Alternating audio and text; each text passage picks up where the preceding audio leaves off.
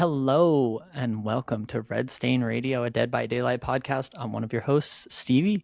I'm joined by my hosts, Maddie and Bryson. Say hello. Howdy. Hello. Hi. This is going to be episode 56. Today we're going to be trying to help you with DBD's seemingly unique problem, killer anxiety. If you're not sure what that is, we'll define it for you. We'll discuss its causes, help you beat it. Stay tuned, as in this episode, we'll also place our next killer on the tier list. I know everyone's clawing for that. That one's been fun. Ooh.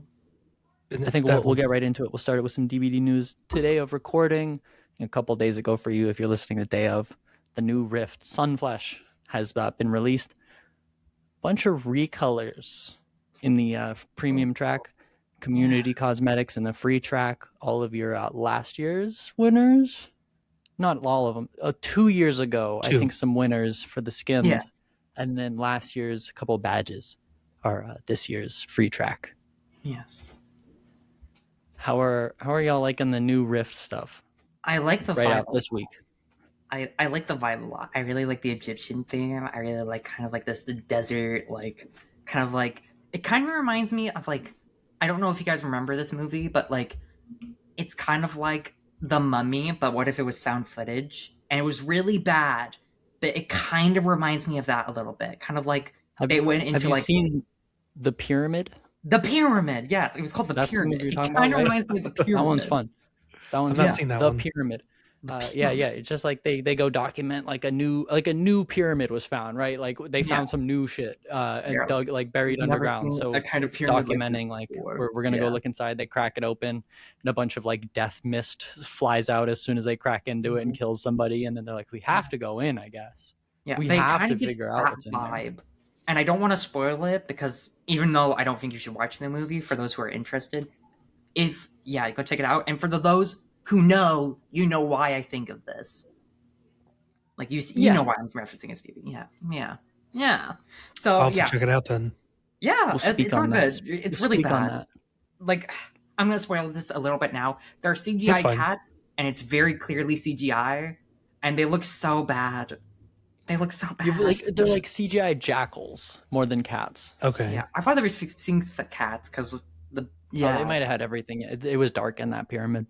It was so fucking dark in that pyramid, and they're like, "Yeah, it's for atmosphere." Bitch, I can't see. Where are we? I hate when movies or shows are too dark. It's always rough. Literally. Like, what happened to color? What happened to brightness?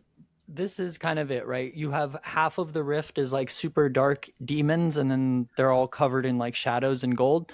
Then the other half is bright blinding light and gold. Yeah. So it's, pick your favorite religious iconography, and that's this rift.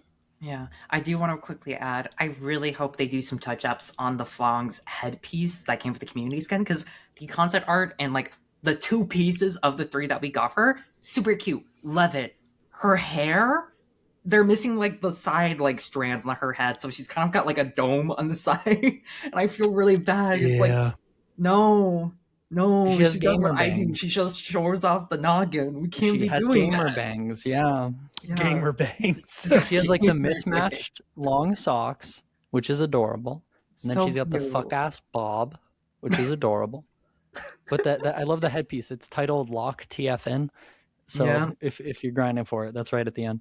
Yeah. So I hope they touch up on that. But besides that, I really like the pieces. And of course, there's the obvious issue that being not half. I think it's like 4 of the 9. 4 of 9 are recolors from the store. And I think one of them is the Trickster skin, which came from my previous battle pass, which is kind of crazy. Like the helmet, I don't know if it's just the headpiece, but it looks pretty similar. No, the whole outfit is basically a carbon copy. Supposedly they're looking into it. It's supposedly a bug. Oh, read into that as much as right. Me when I lie. Me when I'm a liar. It's an ice capped jeans situation. Yeah. Remember when they released that one battle pass where it was like basically 90% recolors, and they said we won't do this again. We'll promise to have more content, and now here we are. I'm so happy. Yeah, and not the Hellmaster, the Deathslinger's skull. He's got a cosmetic like in there that's also a recolor. Yeah. His headpiece is an anniversary. I think it's the anniversary. That's one of the like his Twisted Masquerade cosmetic kind of it's his mask. It's just recolored. It's just recolored. It's just like what are we doing? Like you could not give this man anything else. Oh my Yeah, Yeah, we recolored a free skin so that it wouldn't feel like you were actually getting anything. yeah. Here's a Yeah, overall, re-release of the 4-year anniversary. Yeah. I think the Rift overall is fine. The Tori cosmetic and the Wraith cosmetic are fucking bangers. Zarina looks awesome. I think the Aurela cosmetic also looks great. I think it's a couple things. I think a bit of a bummer that there's so many recolors. I think recolors in a battle pass are just fluff. Especially if you I think, pay for it. Like, no, thank you. yeah, like especially if you already have those cosmetics. Like, I don't want recolors of some of those. Because some people do buy all the battle passes, and you don't. I don't, but you don't want duplicates upon duplicates. Like, that's annoying. And then I just think better character variety going forward would be great. Yes, we have Tori in this, but last Rift we had Wraith. He had a community skin in the last one, which is fair. Is a community skin. It's not from the developers. However, I think it's up to the developers to time those characters when they get that love. So it would have been cool to see another character there. And then Zarina is also in this Rift again, which I think she was in the last one as well, or she was maybe in the 80s themed one. I can't remember. So she's getting a lot of love, which is fine. It's also if you're a in the Zarina 80s, player. and now she's in this one. So that is a community skin, so it's like it's not that big of a deal. It would have been nice to see a male survivor get some love here, but it's all female survivors. I mean, we did get a recolor for Adam.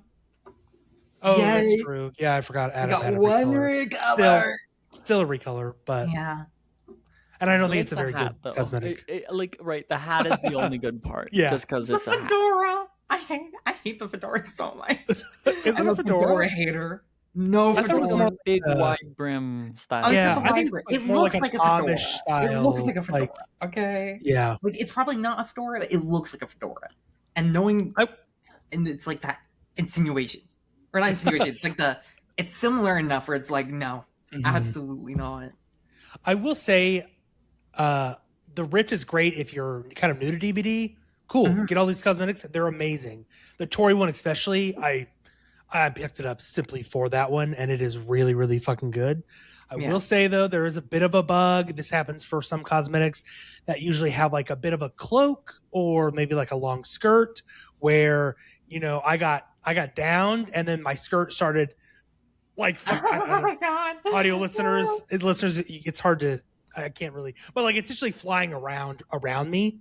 Like I have a clip of it. I'll post it. But it's just like I had it's this orb of skirt or drapery or whatever going around me, and it's while I'm hooked, and I had it until I died. I was like, can we fix this problem? But overall, great skin, great cosmetic, or great Rift. I hope this theme comes back. I know that isn't common for Rifts, but this is a really fucking cool Rift theme, and I would love to see more of it. Maybe we could get like original characters associated with this theme. Maybe. Oh, are you serious? Maybe. Because maybe a mummy chapter. I mean, we got the Chorus of Sin coming right after. I think that kind of fits it, where we have kind of esoteric, ancient, godly, divine, religious kind of like iconography. And sure, we can kind of mix in Egypt, but we can also like pull up like Sumerian stuff. We can also touch on like ancient other cultures, old Catholic stuff as well. So I think this Rift is going to roll nicely into Chorus of Sin later this summer. Yeah, we've got what PTB is slated for August. I don't know exactly what day.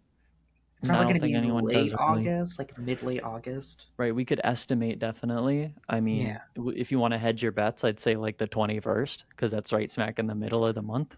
But you talking about release or PTB? PTB, right? PTB. Like first day of hands-on, whatever they've got. I was thinking PTB would be the first week of August. Ooh, and then because my understanding is it releases in August, so. Unless they said otherwise, so it would have to be the beginning of August, so that first week, and then 3 weeks later. Yeah.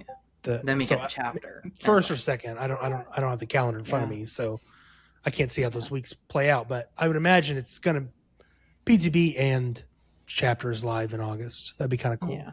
Dare I say make your estimates.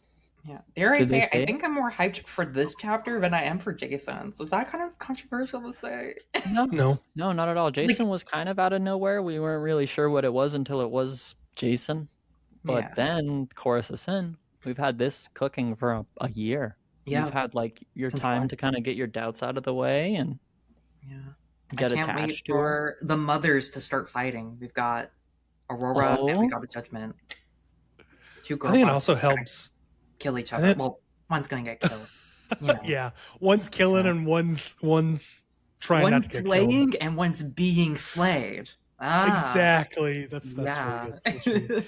I wanted to say I think hype for this chapter is just astronomical because one, we've been built blah blah blah. We've been building it up for a year now, Mhm. right? And two, it comes with a survivor and a killer power that we know is extremely unique. Whatever you Yeah. want to say about Jason, that power is not all that unique, Yeah. and it is just a killer, despite him Yeah. being, the holy grail killer for many years. Yeah. It doesn't beat a kind of a more robust full chapter that we've known about for over a year and we've been a part of crafting ourselves. Yeah. Also, might I add, I am so excited for her like extra realm that you get to be put in for being hooked instead, where she gets that kind of like pyramid head. Because I don't know, I feel like that's gonna spice up the gameplay for Survivor gameplay that hasn't been there for so long. Because when you're on hook, you do nothing but hit maybe a skill check on your second phase. You do nothing. This gives you gameplay incentive, and it rewards you for playing well by making it so your timer isn't going down as much. And also, it's really funny because we get to say "go to the woods" as the judgment. Go to the woods. Go to the woods. But you're not going to the woods; you're going to hell. It's actually heaven. It's heaven. Oh, it's right. all light and Heaven. pure. Heaven. Yeah. Yeah, it's peaceful get here. exiled, nerd. Looks like you're going to the shadow realm. Ah! I mean, I'm gonna love playing Judge Judy. Yeah. I'm gonna love playing Aurora. Judge Judy is crazy. Depending Come on. how I like her, I might try and go for P100 for her next. Because currently I'm on Springtrap still. I'm like 85, I think. And then as soon as I'm done with him, right to the Judgment, I think. That or D&D Vecna, depending how I feel. Right? No, you're going for the purple guys first, and then you can. Get Purple everyone else. guy! Yes. Mm-hmm. Yeah. Or When Judgment. It Thanos depends how comes fun she out, is. But you'll D&D Vecna's really P100 fun him. for me. So I'm hoping she's gonna be fun. I'm really not sure this will be unfun. I think even if like the power is clunky, useless, weak, bad, Yeah. I'm gonna have fun playing her as a tall M1 that doesn't do Exactly. anything. That's gonna be great. Like a bad M1 killer. Oh Yes. my And god! she's gonna be I need the more of those. first killer where teabagging actually affects you, which I think is really funny. Because if you teabag Yeah. her, you gain more sin, which is so funny. Like That's 90 hilarious. movie, you're just like spamming your crouch blind, and then all of a sudden, oh, you're fully sinned. Now if she downs you, you're going to hell. You're going to hell. You're thanking your teammate for healing you, but the killer has nurses, so you're in her line of sight, and then you get sin points for Wow. thanking your You teammate. can't even thank your teammates anymore. God, DBD has Damn. gone down the fucking shitter. There should be a, I don't know. How do you feel about sin points for lustful survivors? They point at the bed on some of the maps, then they That get should be like like an 99% instant of the fill, bar like full. instant sin fill. Yeah, right. Yeah. Like, Well, what are then you next trying to year do? when we have the Black Banquet again, and you keep eating all the food, you'll just be sinned get for gluttony. gluttony, Oh, yeah, get gluttony. and that'll be the one killer that counters everything in the Black Banquet.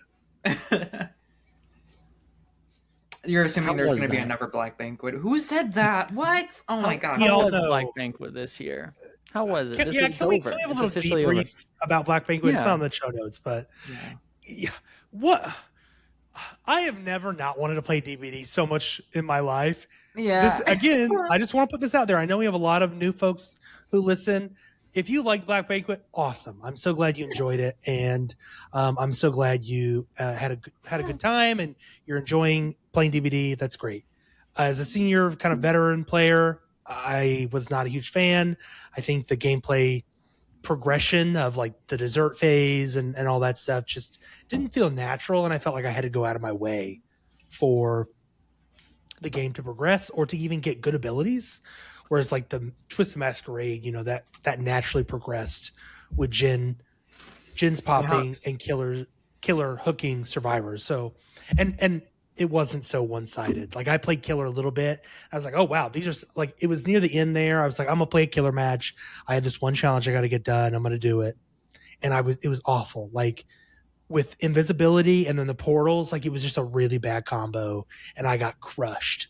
I was like, wow, this feels bad. So yeah, but I'm glad if you enjoyed it. Great, that's awesome. But I know it will come back next year because they put all those assets into it. But I'm sure it will be heavily, heavily refined in terms of like abilities and such.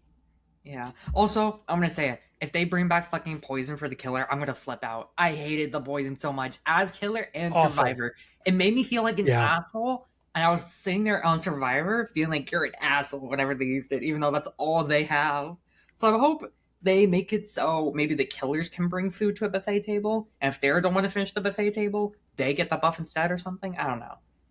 Like, make poison it more type to of me war. seemed like a passive thing. Like it should have been, no matter the course, it's a 1 in 4 chance for your food to be poisoned, like a dramaturgy type of thing. Yeah. Like not every food should be always a buff that helps every time. It should be like not when do I use this? Oh, it's sprint burst. It should be a dramaturgy. It's an event item. It's I don't know. At least give it to the killer if it's gonna be fun. That being said, I didn't play any of it. Hands up, like I was from completely. Oh, I got my blood points at the start of it and felt no urge to. I don't blame you. She was like, "I'm good. No, thank you. Bye bye." I stepped away. And you're real for that. You're real for that. Because I'm gonna be honest, I played a fair amount, like not a lot, but also not like a little. I played, I want to say like 30 games, and like no, it was poo. I'm gonna say it. It was poo. But you got anniversary cakes, you got blood points, I got like 100 prestige 85. We had to complain 3 times for them to get reverted. Yeah, I'm just gonna say it now. If they want to change cakes and like make them very rare, just tell us beforehand. Don't try and do it stealthily. That feels shitty. Like, as much as I don't like it, I would understand if they're like, hey, we don't like how people stockpile cakes. It makes the blood point economy all fucked up. We're gonna make them very rare. That would have been fine. But no, they were like, actually, we're gonna do it like a little secret. We're gonna make it very rare. Like, no, don't fucking do that. Just say it. Because it makes you seem more embarrassed and or ashamed of doing that when you don't tell anyone. Just say you're doing it. Just say you're doing it. That's all I'm gonna say. I'm gonna open up a can of worms here. I know we have a topic for this episode, but I just want to open a quick can of worms. What do we think about just events overall in DBD? They suck. I'm going to say it. Whether it is, Twisted Masquerade, whether it's Halloween, whether it's the winter event, we had Black Banquet now, Masquerade's gone. We had there's 4 events usually. There's winter, Halloween, anniversary event. I'll just kind of generalize that. And then there's the Blood Moon event in the spring, which honestly I think is their best event. I was gonna say the Blood Moon's the best one, like by far, and I think that's kind of low-key embarrassing. Because I'm just gonna add in really quickly. I think it's not just a Dead by Daylight problem, but a live service problem, where kind of you can shoot me down if I'm incorrect. I feel like a lot of live service games don't know how to do events. Like none of their events feel fun. Like Marvel Rivals events feel like a chore. Overwatch events feel like nothing. It feels like a fucking tally list. Dead by Daylight, I would say, is the best that I've played of live service games that felt like thematically cohesive. They feel very atmospheric. But at the end of the day, it's just do random stuff in a trial. You get these rewards. Also, here's some blood points. Sometimes, not even. Sometimes it's like, here, have a fucking spoon. Like, I don't need a fucking spoon. I need blood points. I need to level up 40 plus characters. 50 levels for each of them at minimum. That's kind of crazy. And I don't know. I just feel like a lot of games don't know how to make an event feel like an event. It doesn't feel like an event. It feels more like an advertisement. And I don't really like that. But that's just me. Yeah, I'll say the Blood Moon event and the Halloween event, I think, are the 2 best events because they really change up what is possible. Like, Blood Moon event, you're adding an element to Survivor gameplay. maybe less so killer side, but with the Halloween event, both sides can really explore this whole nother part of the map, which is really interesting. Yeah. Like how Jarvis is exploring your sofa behind you right now. Yeah. Listeners on video, Jarvis is behind me on the couch. He's underneath he's getting underneath the blanket now. He's digging around. He likes to dig. It's that blue healer in him. Anyway, it is. Oh my god, he's good at it. Yeah. Oh, look at him go. Ah. I can't stop watching. But to your point, I feel about events that they sometimes do too much all at once, and that's kind of the fault of anniversary events, right? Like it tries to be a thematic, brand new thing, whether the Twisted Masquerade, the Black Banquet, and it, hits a sore spot either with Tricks. People just didn't like her because she interrupted the game because she just kept talking, or people didn't like Black Banquet. I'm not interested in playing Black Banquet because the mechanics just add too much. And I think if an event is going to add mechanics, it needs to be subdued and kind of the focus of it. It felt too much like you're playing the normal game with Mario Kart items. It didn't feel like you were playing a Chaos Shuffle where everyone is on the same playing field. It's like, oh, now I have a red shell, now a blue shell. One team got red shells and one team didn't. But like on a 2v8, it's messed up. The balancing is all over the place. But to say it weird, both sides get the same amount of bullshit, and that's kind of what you need out of an event. Both sides get the same amount of bullshit. And if you go kind of too far on like the aesthetics of the event, maybe you miss out on doing the balancing right. So it's hard to kind of measure both. And I think when they do a Halloween event, they're already kind of going for like a measured theme. They're already kind of going for a measured mechanical change. And that's how you reach something a little more palatable. When you're not trying to go all out once a year, like this is our birthday event, we need to do something that'll change everything. Doesn't really do much. But like if you have the Blood Moon event, we're gonna make a couple generators different. That's subdued. That's a little tiny change. Now you have the blood gens, and it's only a quick small change to some matches. And it's not like every gen goes faster, but 60% of them go faster. It's subdued. Yeah. We need more orange in the Halloween more event. Orange. More orange. The blue needs to be subdued. Yeah. The blue needs to be subdued. I'm feeling like that. What is that? Omni-Man comic? They're like, guys, or no, I think I'm missing blue. Oh yeah, I think I miss blue. I don't know the reference. Yeah. So yeah, I agree. I will say I'm a little hopeful. Actually, no, I'm not. Never mind. I was gonna say I'm hopeful for the Halloween event because Art's coming out, but no, he's coming out after the Halloween event. Ignore that. Yeah. All right. I think we're at a good place to maybe delve into the topic of today's episode. I think. What do you think, Stevie? Warframe, right? No, this is not the Warframe. Yeah. Welcome everyone. We need to think of. Wait, I just got a bad idea. Oh no, Spoof no bad ideas. April Fool's Day episode. We become a Warframe podcast. Just go super serious into it. Yeah, we've always been like the Lotus Warriors or whatever we're called. How did you know? No, bleep that out so that we can actually do it without anyone. Now everyone's going to expect that. Yeah. Sorry if you heard us. Today's topic of the show. I mean, I hope this is reaching mostly like new players and stuff, people who are just fresh out the game's gates, because this might be something you only face once or twice. This is killer anxiety. I think I want to specifically kind of nail down this as like this is a specific thing that kind of happens for people who infrequently or not at all play killer. I don't think that I want to be talking about like the people who frequently play killer, if that makes sense. Like if you play it regularly and maybe have some feelings, you feel some type of way. I don't know if that's what I'm talking about when I think killer anxiety. But I want to hear y'all's thoughts on when I mention killer anxiety, where are you two at? First things first. Maddie or Bryson? Do you want to go, I can take this away. I want to hear where y'all are starting out with this. It's a very psychological phenomenon. No wrong answers. So, in terms of how what I feel this killer anxiety is, for me, it is the sense of feeling like I have to perform well when I play killer. So I load into a match. I am on my own team. No one is helping me. This isn't 2v8. You can definitely have 2v8 killer anxiety, which I want to get into later. But I'm talking about 1v4.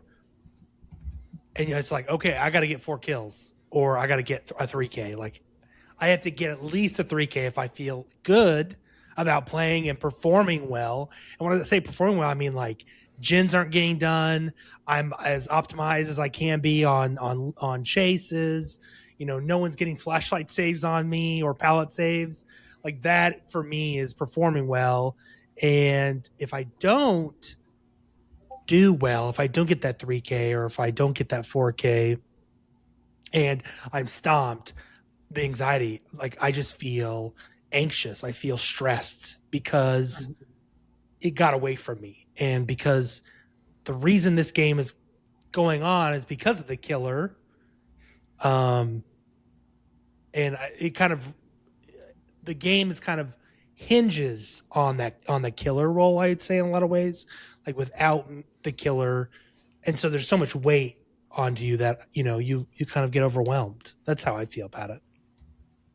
Okay. I like hearing what you're saying, and like I want to boil it down as like you have underperforming as one big cohesive thing. This could be anything from like you didn't get all the kills, or like you messed up, and there's many facets to it. But like I like specifically thinking about the feelings behind it. Like we mentioned anxiety. This isn't like killer rage. This isn't a pure angry thing. This is something that's like a little more personal. You know, I want to hear from you too, Maddie, before we dive in. But I want people to remember this. This is something that like kind of is, it's a little thinner. It's not a big bubble of like, it's like a barrier that you'll feel. It's a feeling. Yeah, I just want to add to that for me, it's kind of something that used to come and go, I'd say, when I was younger, when I first got into this game. Like, it wasn't something that was just always there. It would kind of just be like an urge, I guess, kind of like with Spring and New Year, like, ooh, you're gonna fuck up. Ooh, you're not gonna have fun. You're gonna get touched. You're gonna get stomped. And I was like, ooh, I don't want that. And so I'd either avoid the role or I'd just put it off. But I found that after my first couple games, like maybe 2, 3 matches, it just kind of went away entirely. And I think there's just my idea of killer anxiety is that there is a perceived idea that if you're not doing good, then you shouldn't play killer at all. Like if you're not good enough as a player mechanically, you cannot touch the killer role. And people sort of impose that rule on themselves, like many rules in Dead by Daylight by the community, dare I say. That hidden handbook, which does not exist. Exactly. There is no handbook. Ah. No, very very much. These are fantastic points. These nail it right on the head. Killer anxiety, it's very much that feeling. You'll feel dread, tension when you want to play killer. Maybe you're not even playing killer and you still feel it. You think about playing killer and you feel these things. You feel like you think about the last match you played. It just like goes repeat in your head if you played a match at all. This kind of, like you said, Maddie, goes away after a few matches. So how do we break that? How do we do that first match? How do we wake up and say every other match I played is prologue? It doesn't matter. The things people said to me in the end of those matches won't happen the same way. And if they do, you handle them differently. How do we say we're gonna do things differently if we need to? How are we gonna have conviction to keep pushing on? But yeah, let's repeat some of these things that we felt before. We feel obligated to perform well as the killer, to perform to not fail. You're the only person on your team. You're new at playing killer.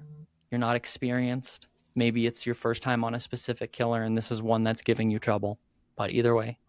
And Bryson, you said 2v8 killer anxiety. I want to hear more about that because this sounds specifically like I see 2v8 as helping alleviate a lot of that killer anxiety off the bat. With you're playing a killer you're probably not used to. You're pigeonholed into a small selection, and you're playing with someone else. So all whatever stake you have in your main killer, whatever dread you feel about playing alone can both go away. You're playing as the spirit. You've never played her before. You're playing as the trapper. You know he sucks. You're playing with your friend Eric. I don't know who Eric is, but I don't know either. that's what I imagine what you mean by 2v8, where it's like there's a specific anxiety that isn't related to the main things of playing alone or playing. Yeah, and to take a one step back to just 1v4 killer anxiety, as the killer, your role in this game is to kill. If you do not do that, you're kind of not achieving that goal, right? Which kind of builds to that anxiety, to that urge to perform well and accomplish what you're doing. In 2v8, that feeling feels the same, but it's doubled. Oh, it's like you have there are four survivors. That's manageable. Now there are 8 survivors. Okay, and now you have maybe you're playing with your friend Eric, who maybe only comes around and plays 2v8 and doesn't play 1v4 at all, but he likes the arcadey mode that is 2v8, and Eric does not perform well because he chooses, I don't know, nurse, and you don't think he plays nurse very well. Whatever the scenario you want to put yourself in. Some people do only come back for 2v8, or some people only play killer during 2v8. That's that's just a whole nother situation. Like, it's double the anxiety. There's 2 killers, sure, but you have 8 survivors completely against you who have, really good abilities, I'd say, in 2v8. I think 2v8 is a little more survivor sided, but like, that's still, and like sure, you're playing with your buddy, but like that anxiety too. Oh, it's like if they're popping gins really well, like both of us have gotten looped quite a bit. We don't have enough hooks to kill anyone. Like, oh, they're gonna get out, and then they're all teabagging you at the gate. Like, that feels not only bad because you didn't do well, but because you performed really badly with someone else. And so that kind of in conjunction, or maybe your partner did way better than you did, and it's like, oh, I'm playing trapper and they're playing nurse and they got 12 hooks and I got 2. Like, that can also add to your anxiety. Like, there's all these added elements in 2v8 killer anxiety. Like, when I go into 2v8, I'm usually like, okay, if I get half the hooks, even if there's not a kill, that's okay for me. That's usually my own goal. But that's not everyone's goal when it comes to 2v8. It varies, but especially if you don't play killer often at all, like, and you just play during 2v8 like that, I can only imagine how that feels then. Like, you're probably overwhelmed. But yeah, that's kind of how I feel with 2v8 specifically. Mm-hmm.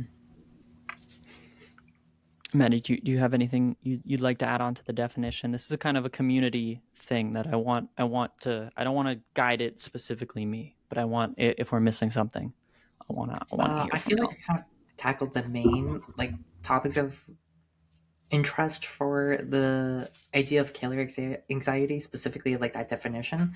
I will add though that I think 2v8 is the opposite. I would disagree with Bryson that there's more killer anxiety. I would say that there's less killer anxiety personally, because you have that teammate, because you have someone, like, yes, you can disappoint them, and I do think there are people who feel that, but I think most people feel like it's some relaxation because this isn't the main game mode, is point number 1. Point number 2, you have someone to rely on, you have someone to bounce off of, whereas in the normal game mode, you are entirely alone. Everyone is your enemy, literally. And my third point being that you have a very small pool of characters versus the larger pool you have in the normal game of Dead by Daylight. You have about 40 killers. In this one, you have about 10. So that extremely limits everything. And you don't have to worry about perks because you have 4 classes. That's all you need to know. And you're like, oh, I feel like there's too many still. Well, one of them is going to be taken by your teammate. So you only have to pick 1 of 3. That is super simple. And the premise is super simple too. In 2v8, kill as many people as you can. That's all you got to do. And I think because of that, it takes away a lot of the responsibility and expectations for the player playing 2v8 killers. And so they feel a lot calmer when they play it because it's a party game. And that's exactly why people who don't normally play Dead by Daylight come back for Dead by Daylight, because it's a party mode. It's more fun. That anxiety for killer is taking away because you're not the sole killer. You have a teammate. That's just my thoughts. I want to add to that really quickly. I totally agree with you. Most of the time during 2v8, I don't feel that killer anxiety. However, occasionally it creeps in. And I just want to say this regarding killer anxiety, just broadly. If you're listening to this, you're like, "What the fuck is killer anxiety? I don't even know what that is. I've never felt that in my life." That's okay. That's how you feel. Everyone is wired differently, which I kind of have later in my notes on how to get over it. Everyone's wired differently. If you don't feel this, awesome. But some people do, and if you do, this episode's for you. But yeah, it varies. And see, even as a veteran player, I don't, I'm not a killer main. I'm more, I'm probably 80-20 at this point in terms of survivor and killer. I still it still creeps in when I'm even going to a game where I don't really have intentions of playing well. I just it just creeps in. It's just kind of I think it's just that role that does it to me. But again, it is different for everyone. And so I think that's really important to harp on here. I just want to build off of that point, Bryson. Recently, one of my close friends recently started playing Dead by Daylight. He bought a copy during the Steam Summer Sale. And he was looking at the killers that he had, and he was like, "What's the hillbilly?" A chainsaw. And I was like, "Ooh, he's really hard. I wish you careful, and you might feel a bit anxious." And he's like, "I'll be fine." He picked hillbilly. He went to his match, and he got a 2K, and he was having so much fun. He felt no anxiety whatsoever. So I was just sitting there like, how the fuck does he have so much whimsy? That's awesome. When I was playing killer for the first time, I was like sweating. I was scared, and he's just going in like la-di-da. So yeah, there are plenty of people, even I know personally, who don't feel killer anxiety, and that's totally okay. And same thing, vice versa. If you do feel killer anxiety, totally okay. It's just how you're wired, and that's totally fine. It is very much a person-to-person thing, and what you may feel may not be unique to DBD, but DBD has unique factors that bring this out. So what I like to look at is like, yes, 1v4 has like these specific stressors that we can point to that make it a lot more like, I don't know, unfamiliar to go into, right? If you're used to other games where you have a team, you have clear objectives, you have like a set time frame, it might not be PvP. This might be one of your only PvP games. So think about that. Like, think about the reasons why you may feel certain ways and let those in. Like, understand, like, I liked 2v8 and I want to continue playing the hillbilly because I did good with my friend Eric. Or I liked playing Wesker when he was like on trial for, 2v8. So I'm trying him 1v4. Like, you will want to play and you will feel kind of like this fighting. It's what I think of killer anxiety in like a nutshell is how hard it is for you to hit the ready button and just queue for a match, right? Like, how long does it take you to put yourself in the position of you're playing the match itself? Because once you're in the match, that's like a different anxiety, right? Like, that's entirely performance anxiety. This is entirely like, oh no, the bill is actually looking at me and deadhearting every hit, and I need to worry about what I'm doing. That's unique from just like being scared to launch the game or queue up at all, or maybe like you keep dodging lobbies because you feel like you're not ready. This is entirely like a feelings thing. There's going to be something that's blocking you from even playing. If you're able to play the game, I think that this isn't about you, if that makes sense. But like, we've all been there where we are that person who is unable to ready up our favorite game that we want to play.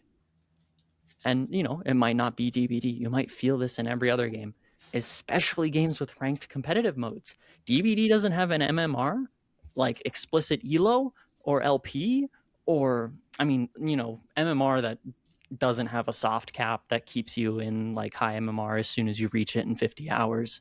Yeah. I mean, maybe Street Fighter 6, but that's a different story. Yeah. I think it's a pretty simple thing. But go for it. I was going to touch on other PvP games that you kind of brought up. For me, I feel this similar anxiety when it comes to in the past when I've played battle royales or even more recently extraction shooters like Arc Raiders, which I was on a big kick there for a while. Getting out with that loot that you've gone in with, you killed another team. It's like, okay, I've got really good loot. It's like, awesome. Now we got to go to extract. and maybe something happens and someone ambushes you and your buddy gets down. It's like, oh shit, I'm the only one up. I have to either get him up and help get out of here like together and just run, or I have to clutch this and kill these guys and then we can get out of there. Similar to like if you play Search and Destroy in Call of Duty or some other kind of PvP mode where you're the only one left, or Counter-Strike and you're the only one left, you have to turn the game around because you're the only one left in the round. It's kind of that kind of level of anxiety where it's just like, oh shit, all these people are watching me. Similar to Survivors are watching you, and they're certainly judging you on your performance as you play. It's like, oh, I stunned him at that stupid pallet. Whoever gets stunned there, like people are doing that across all games, and so I really want to make that distinction that this is not solely DBD focus. It's killer anxiety here, but it's different types of anxiety elsewhere. Yeah. Want to add really, really, really quickly before we move on to the next topic. So sorry. I think another distinction of why killer anxiety even exists is that there's no competitive mode. There's only the casual mode, which for some people kind of makes it worse because it kind of dilutes the pool to the same pool. Everyone's in the same pool. So you're going to get sweaty people, you're going to get casual people, you're going to get mean people, you're going to get awful people. You don't get to filter that out by going to the casual mode or the competitive mode. So I feel like that's also going to kind of reinforce this killer anxiety of, oh, I have to do good. Everyone plays this mode. No one else. Everyone plays this mode. There's no other mode. Everyone plays this. No one's playing the combo because it doesn't exist. So I feel like that's another reason. 100%. Yeah, and the only way you can really alter that in a slight way when playing killer is to choose a different killer. Right, because you have a different MMR for each of your killers. Maybe you're getting rolled as 100 hours into Vecna. If you switch to, say, Maddie's friend's Hillbilly has no hours in the game, you're going to get lower MMR survivors. So maybe your games are a little easier and chiller, possibly. Not guaranteed, but likely. Mm-hmm. And this is the thing that happens to most people. If you are wondering why it happens to you, why not other people, or you're wondering why it doesn't happen to you, what we're talking about, it's a couple reasons. People might not feel this way. It's just, different folks, different ways. Some people just don't take the game seriously. Like my friend. You might ask yourself, ask yourself if, I'm a Dead by Daylight podcaster. Am I taking the game too seriously? The answer is yes. If you're nervous about playing the game, you're taking it too seriously. But that's fine. Just remember that. Like, you appreciate how you play. You appreciate how you like to spend your own time. You don't want to spend it not having fun. But we want to help you break that and enjoy your time playing. There's no fun in just kind of sitting there worried about what might happen or regretting what did happen.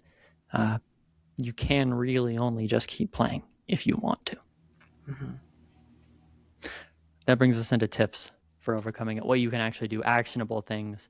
Here is where we tell you the soppy stuff. Make yourself, nothing.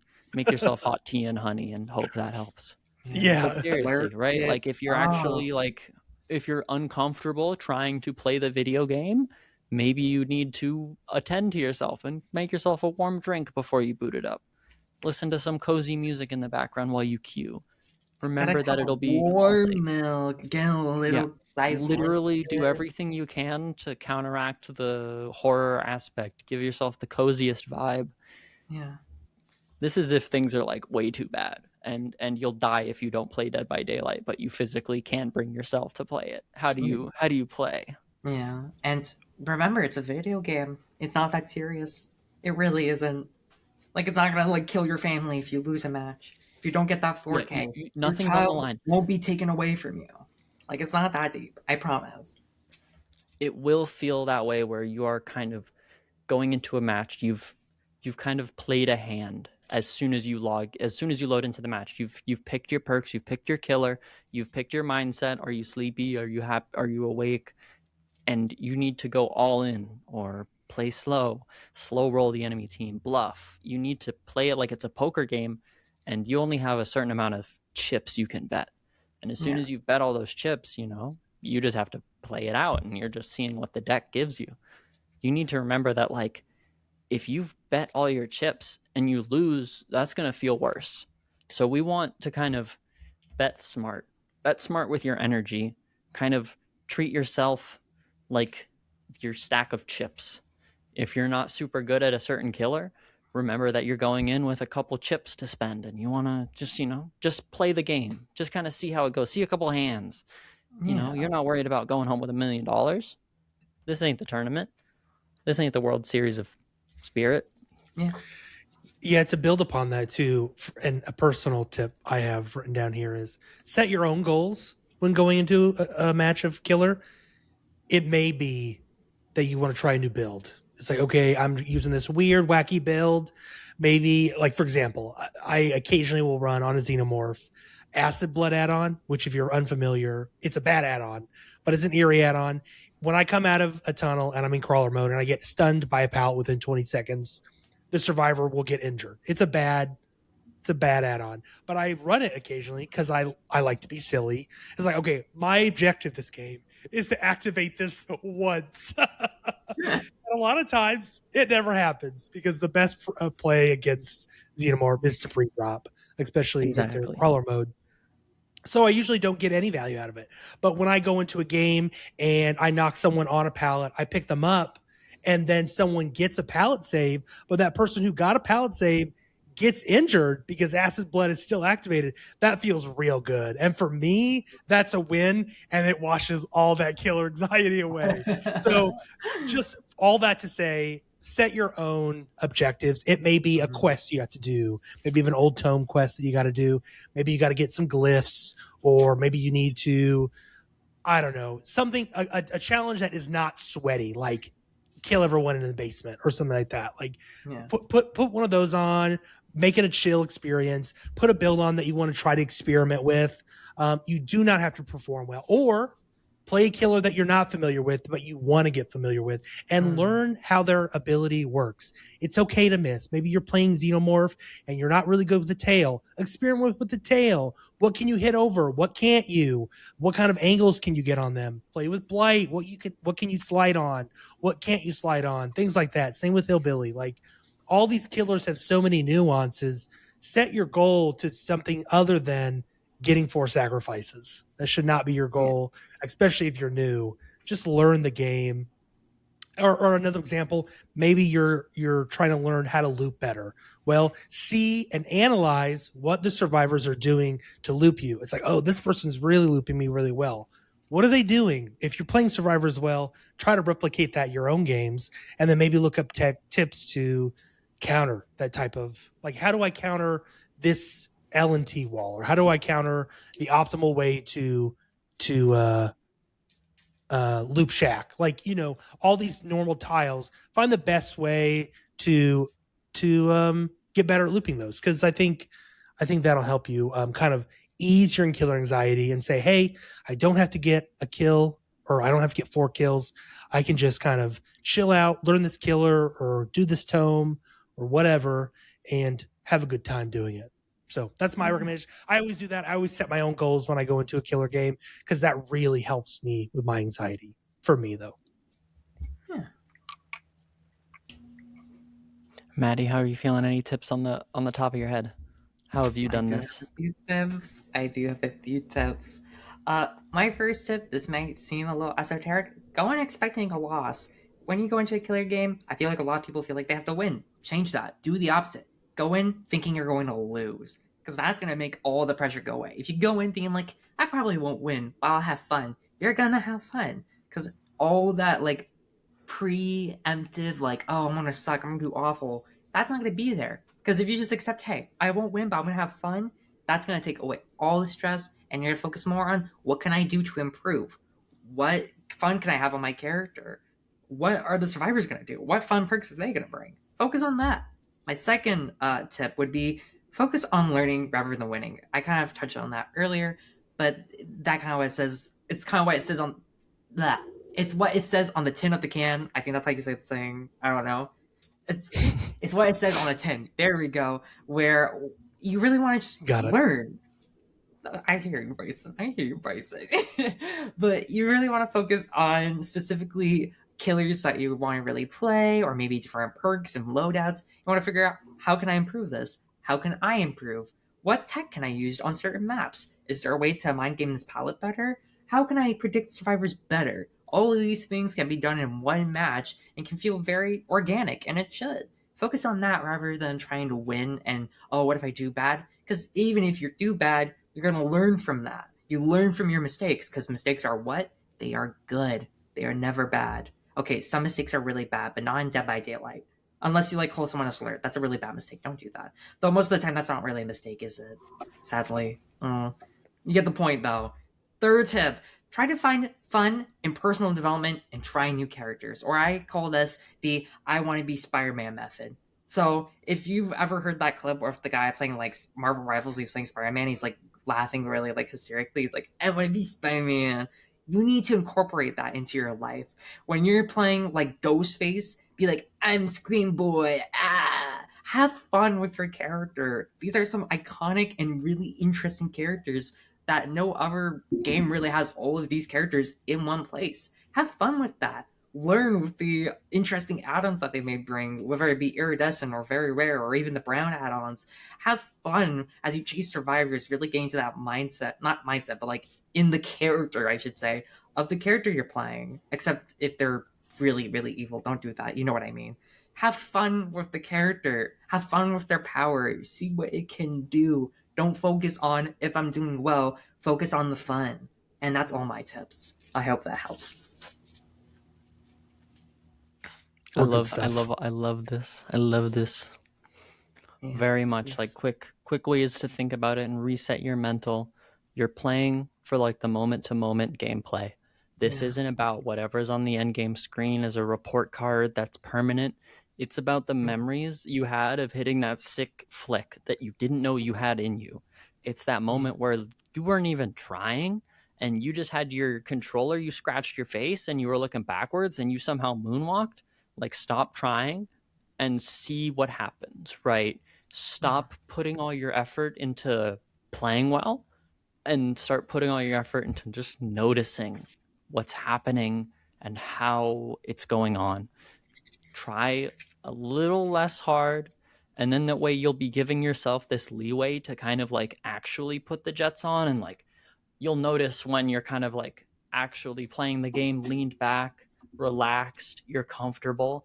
That's when you can have the space to like lock in, and you've decided like, I'm going to make this chase the whole match now. You need to give yourself that space where the whole match isn't about one chase until it is. And you need to kind of let yourself play around like these natural moments.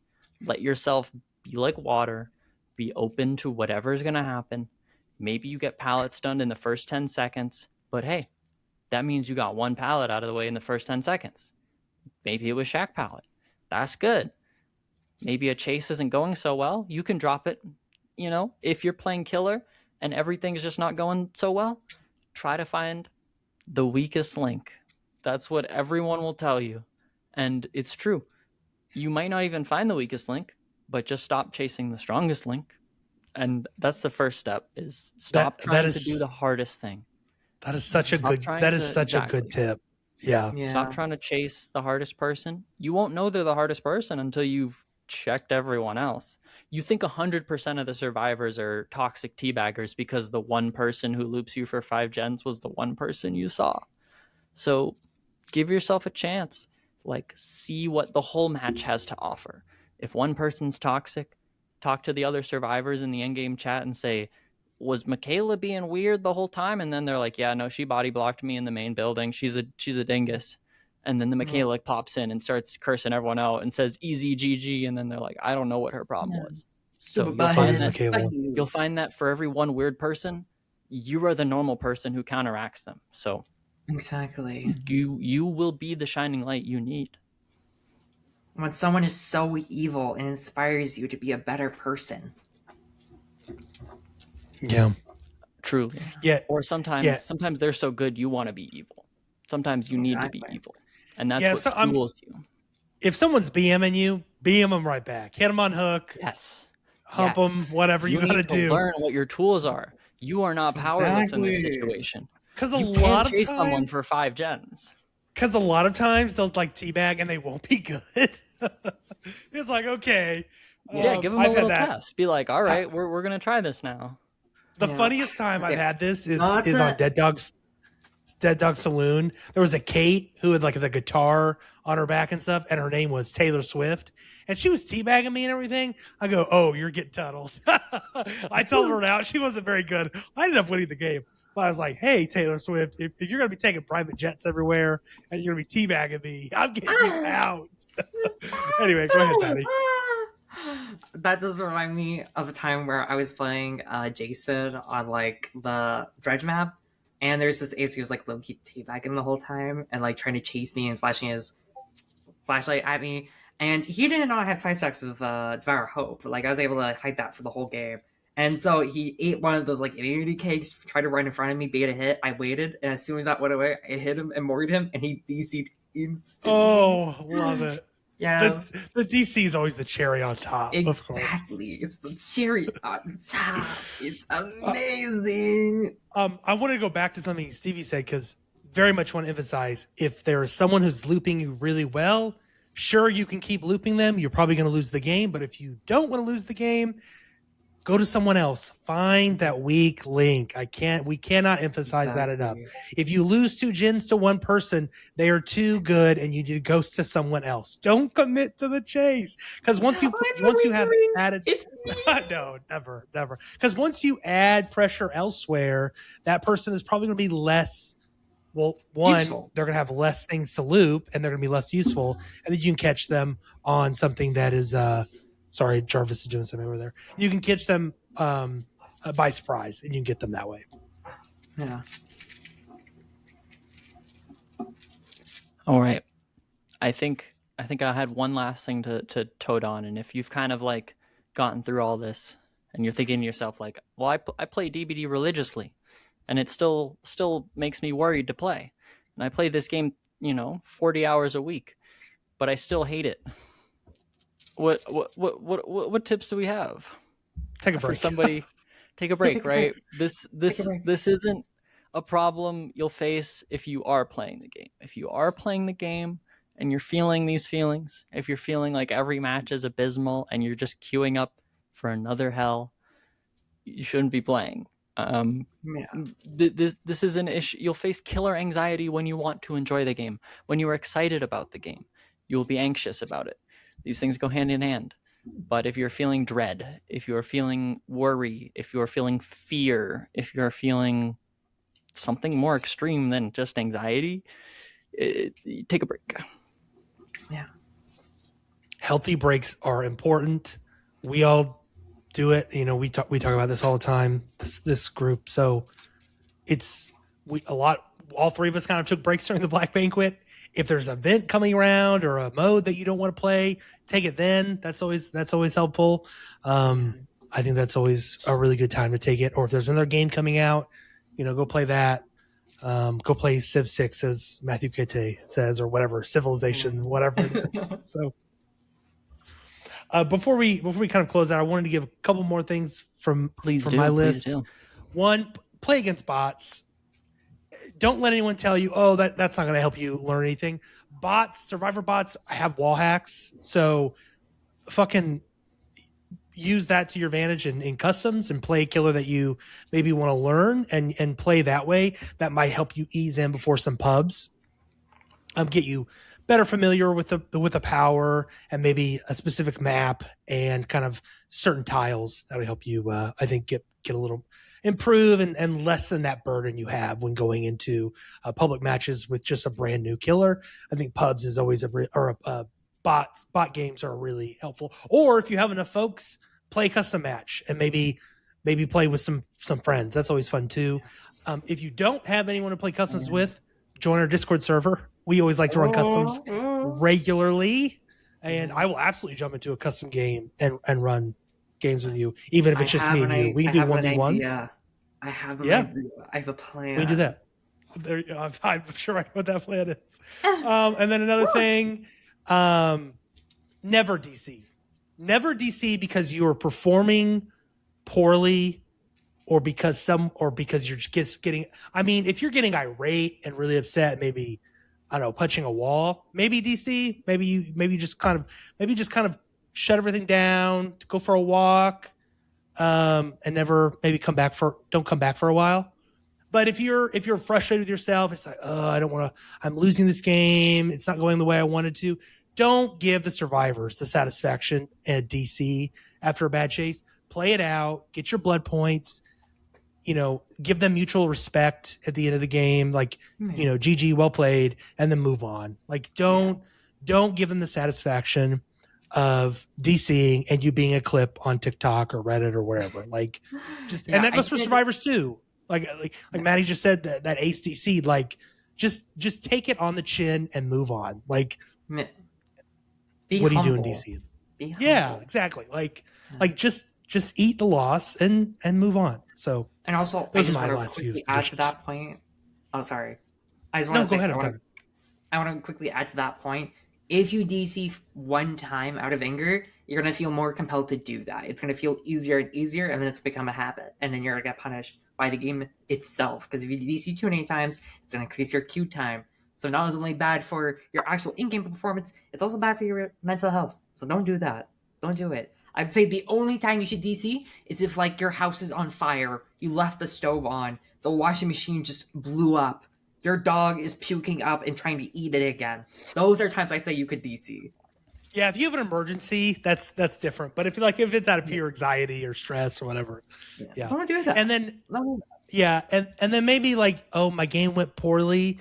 Start playing friendly, make a friend, and then kill them in in-game. Stop trying. Be conniving, right? Don't do that. Yeah. Don't do that. No, it's like, I'm doing really bad. And then it's like, oh, no, I'm doing really bad. I'm just going to be friendly. And then, the last gin pops and your NOED lights up in the lower right. And it's just like, now's my time. Yes. There you go. But don't do that. I'll build for you to try. Don't do that. Oh, do it. Who cares? Have some fun. You'll get a laugh out of it. The survivors, I'm sure, will get a laugh out of it. If they don't, who cares? Literally. Everyone will enjoy if you just kind of don't get mad. You just play it out. They'll have more fun kind of, dumping on a killer that they've already won against, and you'll have more fun kind of getting it over with. And just kind of wondering, like, okay, what could I have done at XYZ spot? Maybe, like, the pallet you got juiced at the whole match is still up. Maybe after all the gens are done, you chase somebody to the House of Pain, and you're like, okay, show me what you can do here. Nia, who looped me for the 3 or 4 gens, show me how you're supposed to loop this. And just follow them. Like, stop trying to beat them. Just kind of follow them. See exactly what somebody's doing. Watch a survivor. Like, if you've lost the match, you still haven't lost the chance to learn. Failure doesn't exist if experience is the goal. Mm-hmm. Well said. All right. I think we're done talking about this baby stuff. Feelings in a video game. Come on. What is this, after school special? Yeah. Oh, God. An ASS. What is that? ASS. After school I know. Special. I don't know. I just abbreviated it because it was ass. I was like, wow, that's funny. Well, I was like, is that a term I don't know? I don't know. I just made it up. Yeah. That's the fun part. I just made it up. Fun part of your podcast. You can see whatever you want and just be like, yeah, we run a fast, hot, and loose operation Stop. here. So. Stop. Let's not bring that back. That's, a few episodes back, I was talking about catchphrases. That's my catchphrase, y'all. No, it's not. It's not. It's a fast, hot, loose situation for a podcast. All right, let's move on to the next thing that we invented. Our one and only, we're the first people to do this. Yep. The Killer Tier List, Red Stain Radio's own Killer Tier List. Yes.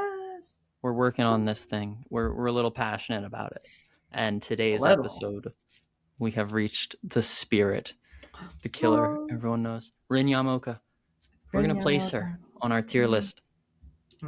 As you don't know, new listeners, we've been doing every week a killer tier list where we place one killer chronologically on our tier list. we've gone through everybody up to Spirit so far, and today's the day to place her.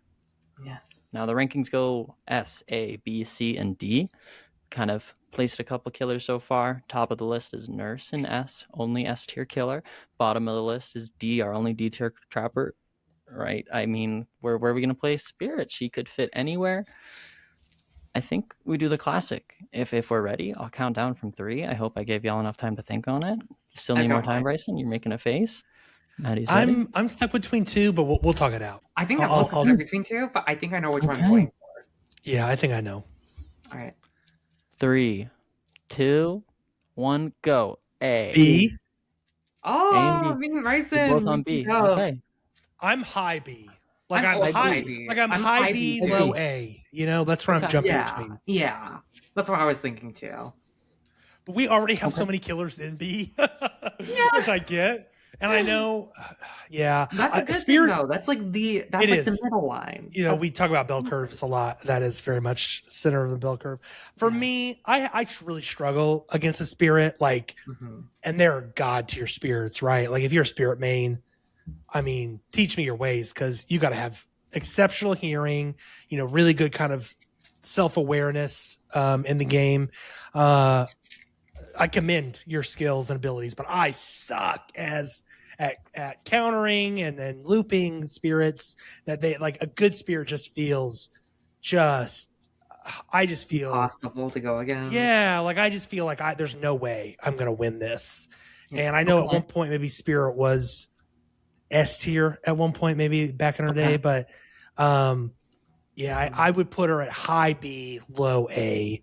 Yeah. The more I think about it, maybe low A, but that's kind of, I don't know. I'm not sure. B more so. Maddie, do you have any more thoughts? Do you have thoughts other than maybe B? Yeah, like I would say I don't really struggle with her. She's more so that it's more so a team MMR check, I would say. She's one of those characters where it doesn't matter on an individual player, but the whole team, because if one person fucks up, the game's over, because they're going to tunnel that person out and then they can go for the rest of you. And I don't want to say one specific killer does this. I'm just saying that Spirit excels in doing that, since for some people, it's really hard to play against spirits. It could be their kryptonite. However, I feel like once you played enough matches against her, you get kind of used to her and how she works, but also how the people when they play her work. Now, I'm not saying she's bad. She's fairly good. She goes invisible super fast. She can't see you, but she can hear you. But there's ways to loop her. I've been able to loop her very successfully for a lot of time, like several minutes, all because you can predict her really easily, because like a ranged killer almost, you can understand when they're going to pull up the hatchet. You're going to understand where they're going to go in a loop. And also, another thing, you can really easily lose the killer when she's invisible, because if you're uninjured and you just stop moving, she has no idea where you went. If you don't leave any scratch marks and you just walk and there's no like grass or anything to show that you're being moved in that, she doesn't know where you are. And of course, a vault is your best friend. She can't phase through a vault. She can only stop a vault and then continue. Or same thing with a drop pallet. So I feel like with that in mind, it definitely brings her down a few pegs. However, I feel like what makes her, in my opinion, high B is specifically because of power creep. So many new killers have come out, like the aforementioned, aka most evil man ever to exist. I hate him so much. Ken Kaneki, aka the Ghoul, and that kind of power corrupt everyone. I feel like it wouldn't feel right to put her with Hillbilly, who I would say is fairly good, very competent killer, and has very little to no errors in their kit. That is making me want to place her in high B, especially since better players don't struggle against her, whereas better players can still struggle against a Hillbilly. So I would say high B. I don't know if I'd park her above or below the shape, but I'd say high B, in my opinion. Okay. How about you? I'm feeling A, in the sense that I look at everyone in B tier, and I kind of see a B tier killer struggling in more than one facet of a match, whether that be mobility or kind of chase potential or kind of macro pressure. If we're kind of just spitballing different ways a killer can impact a match, I think Spirit is very specifically like specialized in that she was one of those early killers where they could only really do a chase power, and she does it right. I think her power is kind of the threshold for how a skill expressive chase power looks. And it's pretty clear cut. I don't think that there's any like wiggle room for the power to hold your hand, and I don't think that there's any like wiggle room for your skill to not be shown. I think the only way you can like fail to play Spirit is by not using her power at all. But that being said, it's kind of a nurse situation where it's the skill level of the player. So when I think about that, I then have to think about the killer as like a force multiplier. Like, right, how strong does a Spirit make a bad player versus how strong does a Spirit make a good player? And I think a good player on Spirit has muscle memory that can drown out the vast majority of what most killers can do. And I think that puts her in A. I think when you hit a threshold where your muscle memory can carry you and you stop dealing with like clunky parts of a kit, or you have the game fundamentals unquestionably down, I think Spirit really doesn't stop your performance, much like a lot of other killers who have a threshold. I think Spirit exemplifies like a wide floor to ceiling, and that ceiling encapsulates A- and averages to about A- is where I put her. Yeah, when you can hit that high level skill, like really pinpointing survivors in the phase, like I mentioned earlier, she feels extremely oppressive. And she doesn't have to earn her ability. It goes on a slight cooldown, so she doesn't have to like stalk survivors or anything like Michael a cooldown does. that can be drastically reduced with add-ons. I know we never talk and about some of her add-ons. add-ons are incredible. But yeah, an add-on-less Spirit versus a Spirit who knows exactly what add-on will help them get like short phases that recharge really quickly. It's different. It's a different game. Yeah, I think. Sorry, Maddie. I think I'm leaning more towards a low A myself. But again, I would be comfortable if she was like at the bottom of A. I think so. Yeah, A-, especially after they added like the counterplay of you can hear which direction she's phasing from now. She's thank God they did much better. Alrighty, Spirit is now in A tier, below Hillbilly. Oh, delightful! Oh my goodness. Yes, Stevie, would you mind telling us the tier list really quick that we have so far? Oh, let's go for it. S tier, our solo S tier resident is the nurse, followed by A tier, Hillbilly and Spirit in that order. B tier, respectively, is the Shape, the Huntress, Nightmare, Wraith, and Bubba. Down in C tier, we have Pig, Doctor, Clown, and Hag. D tier, the Boy Trapper. I am going to change the name of Bubba to Cannibal because we're using Cannibal. Yeah, we are. Yeah, the Cannibal in B tier. Yeah, that makes sense.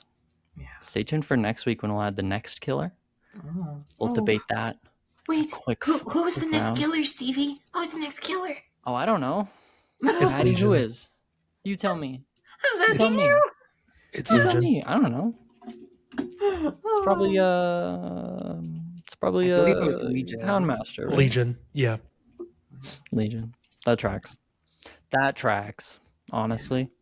Leg eye on. Let's wrap this though. Did you just say Legion like that? Leg eye on? Is that what you said? Yeah, leg eye on. It took me a second. I go, what did Maddie just say? And then it clicked for me.